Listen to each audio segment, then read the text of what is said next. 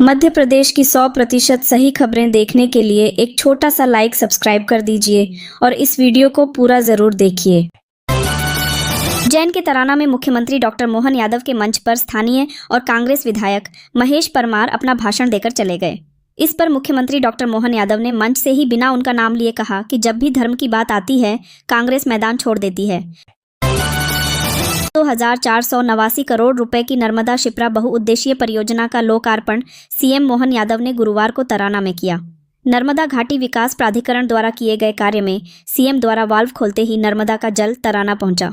यहां श्री तिलभंडेश्वर महादेव मंदिर की बावड़ी में जल झरने की तरह गिरने लगा। इंदौर मेट्रो का कमर्शियल रन जनवरी में होना था, लेकिन अब इसके मार्च के आखिरी हफ्ते या अप्रैल के पहले हफ्ते में होने की संभावना है। Commissioner of metro railway safety CMRS की टीम 24 और 25 मार्च को मेट्रो का फाइनल चेक करने इंदौर आ रही है। CMRS से हरी झंडी मिलते ही इंदौर मेट्रो का कमर्शियल रन शुरू हो जाएगा। IPL के 18वें सीजन की शुरुआत 22 मार्च से होने जा रही है। कोलकाता नाइट राइडर्स और रॉयल चैलेंजर्स बेंगलुरु के बीच कोलकाता में ओपनिंग मैच खेला जाएगा। दोनों ही टीमें 2008 में खेले गए IPL के पहले सीजन से टूर्नामेंट का हिस्सा हैं।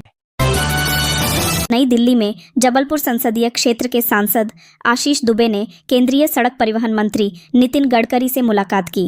इस दौरान उन्होंने जबलपुर में सड़कों और फ्लाईओवर निर्माण की सौगात देने के लिए केंद्रीय मंत्री का आभार जताया और लंबित परियोजनाओं को जल्द पूरा करने की मांग रखी। मध्य प्रदेश के स्थायी कर्मी, दैनिक वेतन भोगी और अंशकालीन कर्मचारी अपनी मांगों को लेकर सड़क पर उतरने की तैयारी में हैं। कर्मचारी मंच के बैनर तले 23 मार्च को भोपाल के अंबेडकर जयंती मैदान में प्रांतीय धरना किया जाएगा। मध्य प्रदेश में विधायकों को दिए जाने वाले सरकारी फंड में हो रहे भेदभाव को लेकर प्रदेश कांग्रेस अध्यक्ष जीतू पटवारी ने CM डॉ मोहन यादव को पत्र लिखा है। पटवारी ने अपने पत्र में लिखा, मुझे यह पत्र लिखते हुए अत्यंत खेद और चिंता हो रही है कि आपकी सरकार द्वारा प्रदेश में विकास निधि के आवंटन को लेकर गंभीर भेदभाव किया जा रहा है। मध्य प्रदेश विधानसभा के बजट सत्र का आज 8वां दिन है। कार्यवाही शुरू होते ही कांग्रेस विधायकों ने कानून व्यवस्था का मामला उठाया। सेमरिया से कांग्रेस विधायक अभय मिश्रा ने प्रश्नोत्तर काल के दौरान अपने और बेटे पर दर्ज केस को लेकर कहा कि उनका चुनाव लड़ना अपराध हो गया है। ग्वालियर में एक युवक ने बर्गर बड़ी कैफे से जोमेटो के जरिए वेज बर्गर ऑर्डर किया, लेकिन उसे नॉन वेज बर्गर डिलीवर कर दिया गया। युवक ने जब यह देखा तो उसने जोमेटो से शिकायत की, जिसके बाद उसे पहले 175 रुपये वापस मिले और फिर 5 रुपये का बोनस भी दिया गया। सीधी जिले में गुरुवार रात तकरीबन 4 घंटे लगातार बारिश हुई। इससे किसानों की फसलों को भारी नुकसान पहुंचाया है। ग्राम लहिया, अमलकपुर और आसपास के क्षेत्रों में खड़ी फसलें बर्बाद हो गई हैं। किसान किशन राम, किशोर मिश्रा और ओमकार मिश्रा समेत कई किसानों की करीब 20 एकड़ फसल पूरी तरह नष्ट हो गई है। किसान अरहर, गेहूं, चना और मसूर की अच्छी पैदावार की उम्मीद कर रहे थे, लेकिन तेज बारिश और हवाओं ने उनकी मेहनत पर पानी फेर दिया। मध्य प्रदेश विद्युत विभाग की टीम गुरुवार शाम को बकाया बिजली बिल की वसूली के लिए ओरिया गांव पहुंची, जहां कुछ लोगों ने उन्हें एक कमरे में बंद करने की कोशिश की। टीम के अधिकारियों ने किसी तरह पुलिस को सूचना दी, जिसके बाद माढ़ोताल पुलिस मौके पर पहुंची। मध्य प्रदेश हाईकोर्ट ने शिक्षक भर्ती से जुड़े 2 महत्वपूर्ण मामलों में फैसला सुनाया। हाईकोर्ट ने TEET 2020 उत्तीर्ण अभ्यर्थियों को भर्ती परीक्षा में शामिल होने की अनुमति दी है। साथ ही आयु सीमा के मामले में भी राहत दी है। पहले मामले में विदिशा निवासी अरविंद रघुवंशी और अन्य याचिकाकर्ताओं ने भर्ती विज्ञापन की धारा 6.2 को चुनौती दी थी। धार जिले के सरदारपुर में फुलगावंडी फाटे पर एक परिवार के साथ लूट की वारदात सामने आई है। शनिवार सुबह बड़ौदा में इलाज कराने जा रहे परिवार की कार पंक्चर होने पर 3 बदमाशों ने उनसे सोने चांदी के गहने और नकदी लूट ली। पुलिस आरोपियों की तलाश कर रही है। पन्ना जिले में मौसम का मिजाज बदल गया है। गुरुवार की सुबह से आसमान में बादलों की आवाजाही जारी है।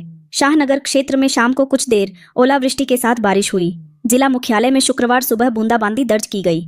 मौसम में लगातार बदलाव से किसानों की चिंताएं बढ़ गई हैं। बेमौसम बारिश से खेतों में तैयार खड़ी रबी की फसलों को नुकसान का खतरा है। डिंडोरी जिले में वेस्टर्न डिस्टर्बेंस के कारण मौसम में बदलाव आया है। शुक्रवार सुबह से जिला मुख्यालय और ग्रामीण क्षेत्रों में बारिश के साथ ओलावृष्टि हुई। इससे चना, मसूर और सब्जियों की पकी फसलों को नुकसान पहुंचा है। गिरवरपुर और कंचनपुर गांव में सुबह 8:30 बजे तेज ओलावृष्टि हुई। सतना में ईओडब्ल्यू ने रिश्वत लेते हुए रोजगार सहायक के लिए शुक्रवार को रंगे हाथों पकड़ा है। उसने ग्राम पंचायत सोहौला के सरपंच शकुंतला चौरसिया के पति भगवान दास से निर्माण कार्य का भुगतान कराने 10% कमीशन मांगा था।